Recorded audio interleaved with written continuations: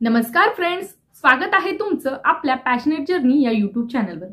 मित्रांनो, आज आपण शिक्षक भरतीचे प्राधान्यक्रम, त्याचबरोबर शिक्षक भरतीच्या जाहिराती जेवढ्या जागांच्या येणार आहेत त्या संदर्भामध्ये आणि प्राधान्यक्रम कसे द्यायचे किंवा प्राधान्यक्रमा संदर्भामध्ये तुम्हाला कोणकोणत्या अडचणी येऊ शकतात आणि या संदर्भामध्ये तुम्हाला काय करता येईल याविषयी आपण खूप महत्त्वपूर्ण चर्चा करणार आहोत। आजचा व्हिडिओ खूप महत्त्वाचा आणि खूप इन्फॉर्मेटिव्ह असणार आहे, त्यामुळे व्हिडिओ शेवटपर्यंत नक्की बघा।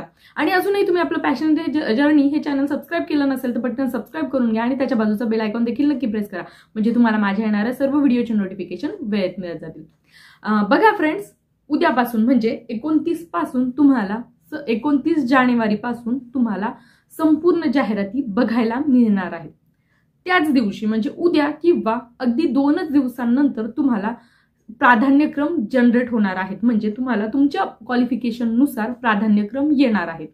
आता सर्वात अगोदर प्राधान्यक्रम येण्या अगोदर किती जागांसाठी जाहिरात येणार आहेत ते बघूया आपण। मित्रांनो, सर्वात सुरुवातीचा आकडा जो 30,000 होता तेवढा तर येणार नाहीये, त्यापेक्षा कमी येणार आहे। परंतु कमी म्हणजे किती, तर मागे आपल्याला असं समजत होतं की 18,000 जागांची जाहिरात येणार आहे, परंतु आता असं लक्षात येत आहे मित्रांनो की 23 ते 23,500 जागांची जाहिरात, म्हणजे संस्था प्लस ज्या स्थानिक स्वराज्य संस्था आहे, म्हणजे ग्रँटेड आणि विदाउट ग्रँटेड, म्हणजे विना मुलाखत आणि मुलाखत या दोन्ही मिळून 23,500 पर्यंत आकडा आहे। मित्रांनो, हा आकडा बऱ्यापैकी चांगला आहे, कारण यापूर्वी एवढी भरती झालेली नाही आणि हा आकडा कळत आहे, जवळजवळ निश्चितच आकडा हा आहे। तर त्यामुळे एवढ्या जागांची भरती प्रक्रिया होणार आहे। मग आता प्राधान्यक्रम, आता महत्त्वपूर्ण गोष्ट काय आहे तर ती आहे प्राधान्यक्रम। आता तुम्हाला माहिती आहे, प्रत्येकाला माहिती आहे की प्राधान्यक्रम कसे मिळतात। प्राधान्यक्रम हे तुम्हाला तुमच्या एज्युकेशन क्वालिफिकेशन नुसार मिळणार। आता जेवढ्या जाहिराती येणार त्या सर्व जाहिराती तुम्हाला येणार का, तुम्हाला प्राधान्यक्रमासाठी येणार का, तर अजिबात नाही। सगळ्या जाहिराती नक्की येणार नाही, परंतु मॅक्झिमम तुमचं क्वालिफिकेशन जे काही आहे त्याप्रमाणे तुम्हाला जाहिराती बघायला मिळणार किंवा तुम्हाला प्राधान्यक्रम येणार। जाहिराती तर तुम्हाला सर्वच बघायला मिळणार, परंतु जाहिरातीमध्ये जे प्राधान्यक्रम तुम्हाला जनरेट होतील ते त्यापैकीच, म्हणजे त्याचाच तुम्हाला अभ्यास करायचा आहे आणि त्यापैकीच तुम्हाला द्यायचे आहे। आता प्राधान्यक्रम कसे येणार मी अगोदर पण खूपदा सांगितलेलं आहे, तरी एकदा मी तुम्हाला सांगून देते। बघा फ्रेंड्स, जर 150 संस्था असेल, म्हणजे ग्रँटेड, म्हणजे टोटल विदाउट इंटरव्ह्यू आणि इंटरव्ह्यू टोटल जर 150 असतील, उदाहरण देत आहे, तर प्रत्येकाला 150च्या 150 येणार नाहीत।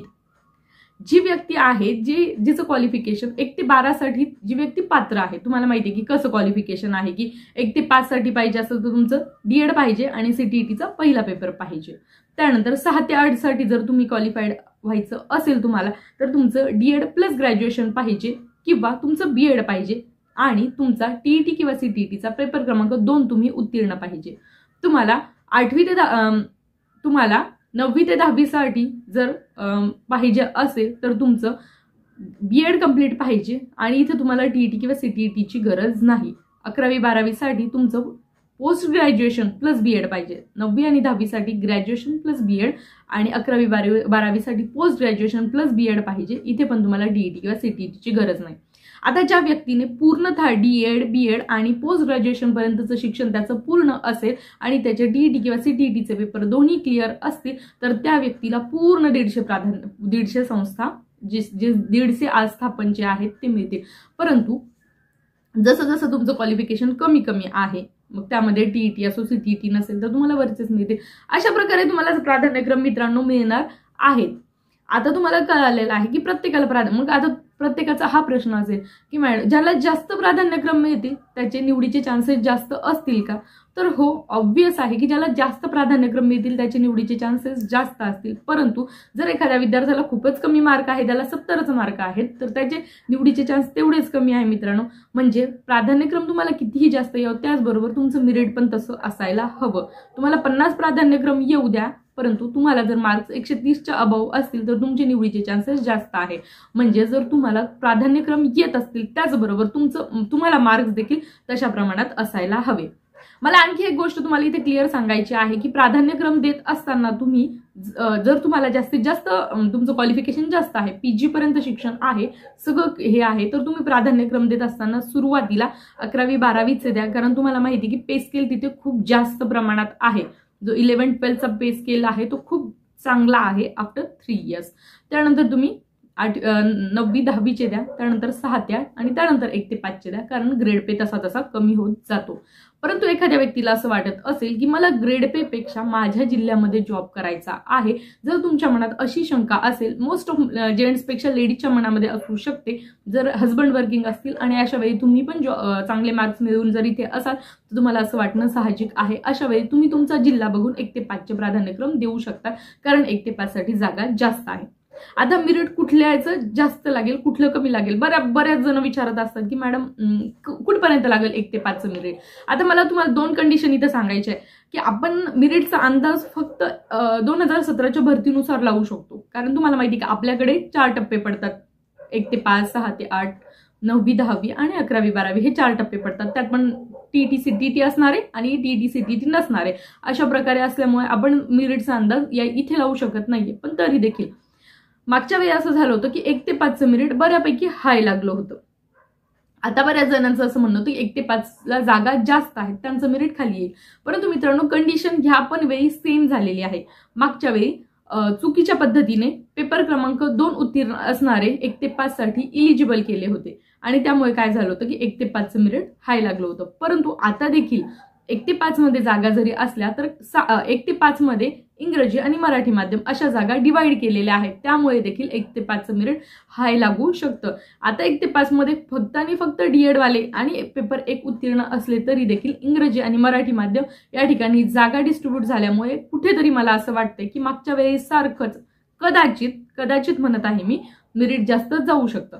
परंतु आता आपल्याला कळत आहे की जवळजवळ 6,500 जागा फक्त 1 ते 5 साठी आहेत. तर तो आणि त्या 6,500 मध्ये जर 2,500 जागा 2,500 जाणार की 1,800 जाणार याबद्दल अजून जाहिरात आल्याशिवाय आपल्याला कन्फर्मेशन नाहीये. जर तिथे तेवढ्या जागा गेल्या तर उरलेल्या 3,500 जागांमध्ये 3,500 किंवा 4,000 जागांमध्ये केवळ मराठी माध्यमाचे विद्यार्थी असतील तरी देखील मित्रांनो 110 प्लस 110 प्लस उमेदवार म्हणजे 110 पर्यंत काही कास्टचे येतील, ओपनचे थोडासा कट ऑफ जास्त लागू शकतो. हे प्रेडिक्शन आहे मित्रांनो, असं होऊ शकतं. त्यामुळे मी म्हणते की कदाचित 1 ते 5चा कट ऑफ हाय जाऊ शकतो. आता 6 ते 8 मध्ये पण भरपूर कॉम्पिटिशन आहे आणि जागा कमी आहे. मॅथ सायन्सचा कट ऑफ 100% मित्रांनो 100च्या खाली येणार आहे. मॅथ सायन्सला भरपूर जागा आहे, प्रत्येक ठिकाणी मला मॅथ सायन्सला जागा दिसत आहे, त्यामुळे 100च्या खाली नक्कीच त्याचा कट ऑफ येणार आहे. त्यामुळे तुम्ही निश्चिंत राहा. त्याचबरोबर जे हायर क्वालिफिकेशन वाले आहे जसं की 11वी 12वी काही ठिकाणी जागा कमी दिसत आहे, पण काही जागा अशा आहेत की ज्या पर्टिक्युलरच विद्यार्थ्यांसाठी आहे, त्यामुळे तिथला कट ऑफ खाली जाऊ शकतो. तर अशा प्रकारे मित्रांनो मग प्राधान्यक्रम देताना कशी द्यायची, मेन प्राधान्यक्रमाचा इश्यू आहे की ते नेमकी कशी द्यायची. म्हणजे खूप विद्यार्थ्यांना आहे की आता बदली प्रक्रिया नाहीये, मला मार्क्स तर जास्त आहे, मग प्राधान्यक्रम मी कशी द्यायची. तर मित्रांनो मी तुम्हाला एक गोष्ट सांगेल, जर जास्त मार्क्स असतील ना, चांगले मार्क्स आहेत तुम्हाला आणि तुम्हाला असं वाटतं की शुअर मी इथे लागू शकतो, तर तुम्ही असे जिल्हे सिलेक्ट करा की जर समजा तुमचं एखाद्या ठिकाणी सिलेक्शन झालं तर असं व्हायला नको की मी फॉर एक्झाम्पल मी नाशिक हा जिल्हा 3 नंबरला टाकलेला आहे आणि नाशिक हा माझ्या घरापासून जवळ आहे किंवा माझ्या जिल्ह्यापासून जवळ आहे, माझा जिल्हा तर नाहीये पण माझ्या जिल्ह्यापासून जवळ आहे म्हणून मी नाशिक 3 नंबरला टाकला. आणि आणखी दुसरा एखादा समजा फॉर एक्झाम्पल की मी छत्रपती संभाजीनगर 5व्या नंबरला टाकला, माझा जिल्हा दुसराच आहे, माझा जिल्हा समजा आपण दुसरा घेऊया की फॉर एक्झाम्पल पुण्याचा आहे आणि मग 3 नंबरला टाकलं नाशिक, 4 नंबर 4 सोडून दिला आणि 5 नंबरला टाकलं छत्रपती संभाजीनगर. आता माझा जिल्ह्यात नाही झाला परंतु नाशिकला झाला, पण मग मला असं वाटू शकतं की नाशिक ऐवजी माझे बरेचसे नातेवाईक माझे फ्रेंड्स छत्रपती संभाजीनगरला आहे, मी तो टाकला असता तर बरं झालं असतं. असं तुमचं होऊ शकतं, त्यामुळे विचारपूर्वक टाका. पण विचारपूर्वक टाकायच्या नादामध्ये 15 दिवसांपेक्षा जास्त कालावधी घेऊ नका. आपला सर्व अभियोग्यताधारकांचा एक अजेंडा असला पाहिजे की आम्हाला प्रेफरन्स देण्यासाठी मुदत वाढ नको, अडचणी येणार आहे. कारण तुम्हाला माहिती का, ज्यांचं सेल्फ सर्टिफाईड झालेलं आहे त्याच विद्यार्थ्यांना प्राधान्यक्रम मिळणार आहे. ज्यांचं म्हणजे जे काही DET घोटाळ्यामधील विद्यार्थी आहेत त्यांचं सेल्फ सर्टिफिकेशन बाकी आहे आणि त्यांनाच मुदत मिळणार आहे सेल्फ सर्टिफिकेशनसाठी, बाकीच्यांना मिळणार नाही. आता बाकीचे विचारत आहे की पुन्हा सेल्फ सर्टिफाईड करता येईल का, किंवा माझं हे राहिलं ते राहिलं. तर या गोष्टी करत राहिलं तर नक्कीच तुमची भरती आचारसंहितेमध्ये अडकेल. सोमवारी 29 म्हणजे उद्या 29 तारीख आहे मित्रांनो, उद्याचा आठवडा हा अर्धाच आठवडा या महिन्याचा असणार आहे. त्यानंतर नेक्स्ट मंथ चालू होणार आहे आणि पुढच्या महिन्याचे फक्त 29 दिवस तुम्हाला मिळणार आहे.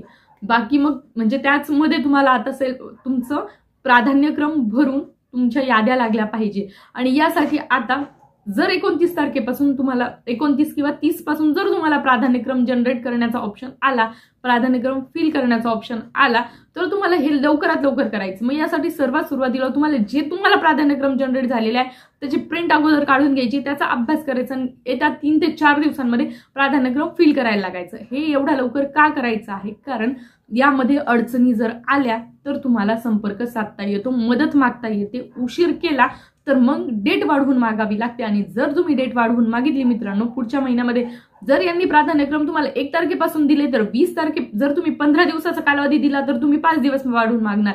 जर 20 तारखेपर्यंत तुम्ही फक्त प्राधान्यक्रमच दिले तर तुमच्या याद्या लागणं शक्य नाही, थोडंसं लक्षात घ्या। त्याचमुळे मी जाहिराती वगैरे तुम्हाला एक्सप्लेन करून यासाठी सांगत आहे की तुमच्या माइंडमध्ये आधीच क्लिअर पाहिजे की हा रयतची जाहिरात आली आहे, माझा हा सब्जेक्ट आहे, मी हा प्राधान्यक्रम इतक्या नंबरला ठेवू शकतो, अजून झेडपीच्या यायच्या आहेत। मग हे जर तुम्ही आधीच अभ्यास करून ठेवला तर तुम्हाला नक्कीच त्याचा फायदा होईल। आता बऱ्याच जणांना वाटते की अशा जागा आहे 120च्या पुढे मेरिट लागेल, असं लागेल तसं लागेल, तर एकंदरीत मित्रांनो टोटल जर जागा 23,500 आहे जर फक्त तुलनात्मक अभ्यास केला तर मागच्या ज्या जागा 6,500 संस्थेच्या धरून 6.5 भरल्या, या संस्थेच्या धरून 23 भरल्या, तर आपण 7चा पाडा जरी म्हणला तरी 7-21 म्हणजे 3 पट जाहिराती कुठेतरी जास्त आहेत असं दिसत आहे। मग जे मेरिट लागलं ते 3 ते 3.5 पट मेरिट खाली येऊ शकतं, एवढं लक्षात घ्या। म्हणजे 100 वाल्याला सुद्धा इथे संधी आहे।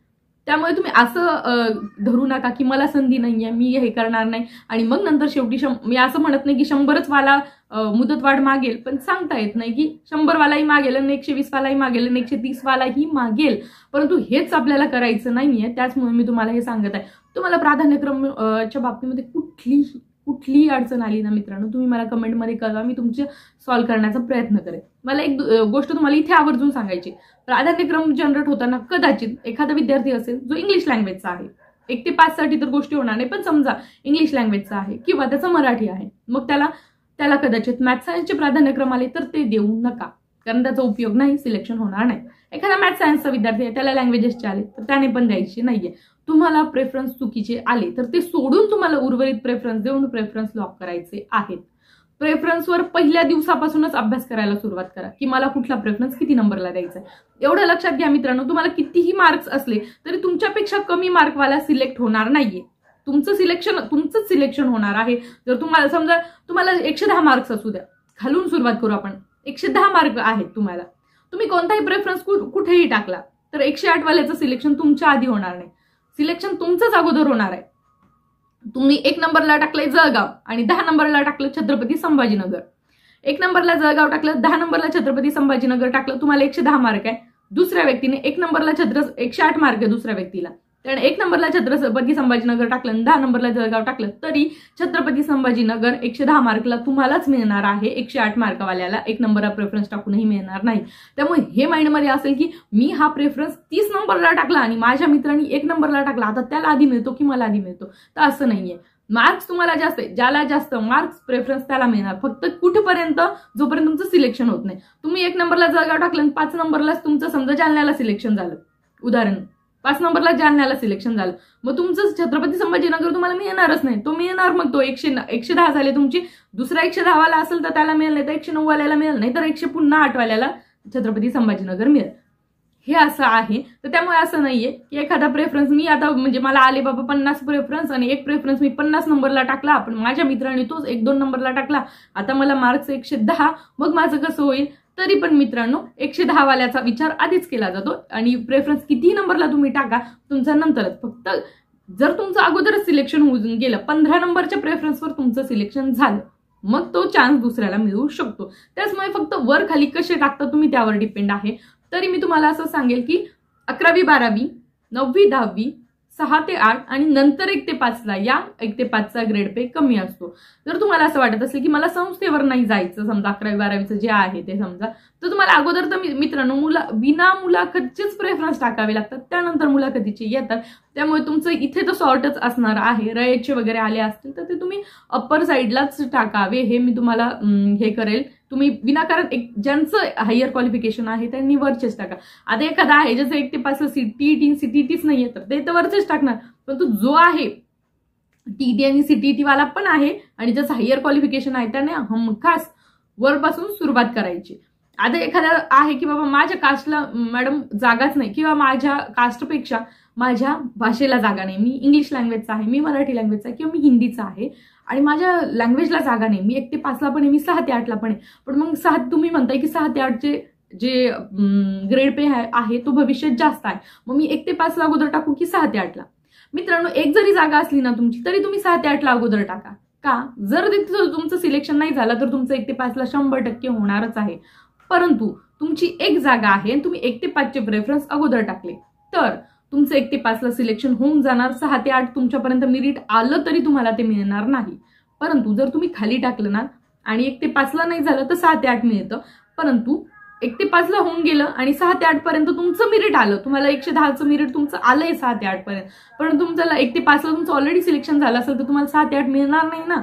तर त्याचमुळे एक जागा जरी असली तरी तुम्ही फक्त आता 1 ते 8चा विचार करा. तुम्ही टीईटी आणि सीटीईटीचे दोन्ही पेपर उत्तीर्ण असणारे बरेचसे उमेदवार आहे, परंतु लँग्वेजेसला किंवा समाजशास्त्राला जागा नाही, मग आम्ही 1 ते 5चेच प्रेफरन्स देऊ, आम्ही समाजशास्त्राचे देणार नाही, असं करू नका. तुमचं समाजशास्त्र आहे, तुम्हाला 10 आले, समजा 10 जागा आहे समाजशास्त्राचं उदाहरण घ्या, पण तुम्हाला असं वाटतं की मी 6 ते 8 ला जायला पाहिजे कारण माझं समाजशास्त्र आहे, मी ग्रॅज्युएशन झालेलं आहे, माझं समाजशास्त्र आहे आणि मला 6 ते 8चे प्रेफरन्स अगोदर द्या. तुमच्यापेक्षा कमी नेहमी लक्षात ठेवा, तुमच्यापेक्षा कमी मार्कवाल्यांचं सिलेक्शन होत नसतं. सिलेक्शन तुमचंच होत असतं, फक्त कुठपर्यंत, जिथपर्यंत तुम्ही तुमचा प्रेफरन्स दिलाय, तुमचं त्या ठिकाणी सिलेक्शन झालं, मग तुम्हाला खालचं मिळणार नाही, एवढं लक्षात ठेवा. म्हणून तुम्ही सुरुवातीला 6 ते 8 द्या, मग 1 ते 5 द्या, जे 1 ते 8 मध्ये आहे. हे मी तुम्हाला बऱ्याच जणांना असं वाटत असेल की 1 ते 5चं मेरिट म्हणजे खाली यावं यासाठी कोणी सांगताय, तर तसं नसतं मित्रांनो. तुम्ही मेरिट त्याच याच्यावर येणार आहे. आपले हेच विद्यार्थी आहे जे 1 ते 12 मध्ये, तेच विद्यार्थी जे 1 ते 8 मध्ये, तेच विद्यार्थी 1 ते 5 मध्ये पण. शक्यतो ज्याचा पेपर 1 उत्तीर्ण आहे ना असे कमी आहे, एक पेपर 2ही उत्तीर्ण असणारे उमेदवार जास्त आहेत. हे मी प्रत्येकाला सांगेन. सायन्स मॅथवाल्यांना पण मी तेच सांगेन, तुम्ही सायन्स मॅथवाले तुम्हाला तर गरजच नाहीये 1 ते 5चे प्रेफरन्सची, कारण एवढ्या खाली मेरिट येणार आहे. तरी देखील अगोदर तुम्ही 6 ते 8 साठी जे तुमचे सायन्स मॅथचे प्रेफरन्स अगोदर टाका, नंतर तुम्ही 1 ते 5चे टाका. इंग्लिश लँग्वेज वाले पण 6 ते 8चे प्रेफरन्स अगोदर टाका, नंतर 1 ते 5चे टाका. तुमच्या फ्युचरसाठी तुमचा फायदा आहे. 1 ते 5ची भरती किती प्रमाणात झाली तर मग ती नंतर भविष्यामध्ये 6 ते 8 ला त्यांचं प्रमोशन होतच, परंतु तुम्ही 6 ते 8 मध्ये जर अगोदर गेले तर 1 ते 5च्या जागाही राहतात आणि जेणेकरून फायदा सर्वांनाच होतो. तुमचं ग्रेड पे जास्त येतो आणि 1 ते 5च्या जागाही राहतात. हे जस्ट मला तुम्हाला सांगणं झालं. बऱ्याच जणांना असं वाटतं की प्रत्येक जणाला पॉइंट ऑफ व्ह्यू वेगवेगळा असतो. फक्त एकाच वेळी तुम्ही तुमच्या पद्धतीने प्रेफरन्स टाका, किंवा जेव्हा तुम्हाला असं वाटतं की मी माझ्या जिल्ह्यापासून दूर जाते, मुलींच्या बाबतीमध्ये मी नक्कीच सांगेल, तुमचं जरी पूर्ण शिक्षण झालेलं आहे पण तुम्हाला असं वाटत असेल की नाही मी माझ्या जिल्ह्यापासून दूर जाते तर मला ते टाकायला नको, तर तुम्ही नक्कीच मित्रांनो 1 ते 5चे प्रेफरन्स टाका. अशा कंडिशनमध्ये तुम्ही टाकू शकता. तर मी तुम्हाला हे फक्त आज गाईड करण्याचा मित्रांनो प्रयत्न केला की कसे प्रेफरन्स टाकावे. बऱ्याच जणांना खूप कन्फ्युजन आहे. अजूनही तुमच्या मनात काही पण डाऊट असेल ना, तुम्ही मला कमेंटमध्ये कळवा, मी तुम्हाला सांगेल. यापूर्वी देखील प्रेफरन्स कसे येतात त्याची माझ्याकडे लास्ट इयरची PDF आहे एका विद्यार्थ्याची, तर मी ते टाकलेलं आहे की कशा प्रकारचे प्रेफरन्स जनरेट होतात, ते कसे द्यावे लागतात, त्याला कसं क्लिक करायचं वगैरे. आपली जे रिसेंटली भरती झाली त्याचे आहेत, तर मी त्याचा व्हिडिओ तयार केलेला आहे. तुम्ही जा, 1-2 व्हिडिओच्या मागे आपला व्हिडिओ आहे की प्रेफरन्स कसे द्यावे लागतात, तो जाऊन व्हिडिओ बघा आणि त्याच्यानंतर उद्यापासून तुम्हाला जाहिराती बघायला मिळतील. सर्वांना खूप साऱ्या शुभेच्छा. 23,500 विद्यार्थ्यांची म्हणजे मला असं वाटतं की आपल्या चॅनलवरचे असो किंवा आपले जे काही विद्यार्थी आहेत त्या सर्वांचं सिलेक्शन व्हावं, जेणेकरून जास्तीत जास्त विद्यार्थ्यांना न्याय मिळावा. त्याचबरोबर मित्रांनो, प्रेफरन्स वगैरे तर मी तुम्हाला सांगितलेलंच आहे. तरी देखील तुम्हाला आणखी एक खूप महत्त्वाची गोष्ट सांगते की जे डॉक्युमेंट्स मित्रांनो तुम्ही अपलोड केलेले होते ते सगळे तुमच्याकडे आहेत का याची शहानिशा करून घ्या. नसतील तर पटापट गोळा करा. हा एवढा शेवटचा महिना तुमच्याकडे आता आहे, यानंतर मग तुम्हाला संधी नाही. तर मित्रांनो, याच महत्त्वाच्या अपडेट आजच्या व्हिडिओच्या माध्यमातून मी देण्याचा प्रयत्न केला आहे. व्हिडिओ कसा वाटला कमेंट करून नक्की कळवा आणि काहीही तुमच्या मनात शंका असेल तर या व्हिडिओच्या कमेंटमध्ये कळवायला अजिबात विसरू नका. व्हिडिओ आवडला असेल तर नक्कीच लाईक करा, शेअर करा आणि चॅनल अजूनही सबस्क्राईब केलं नसेल तर आपलं पॅशनेट जर्नी हे चॅनल सबस्क्राईब करायला विसरू नका आणि त्याच्या बाजूचा बेल आयकॉन देखील नक्की प्रेस करा, म्हणजे तुम्हाला माझ्या येणाऱ्या सर्व व्हिडिओचे नोटिफिकेशन वेळेत मिळत जातील. चला तर मग मित्रांनो, पुन्हा भेटूया अशाच नवीन अपडेट सोबत. तोपर्यंत चॅनल सोबत राहा. धन्यवाद.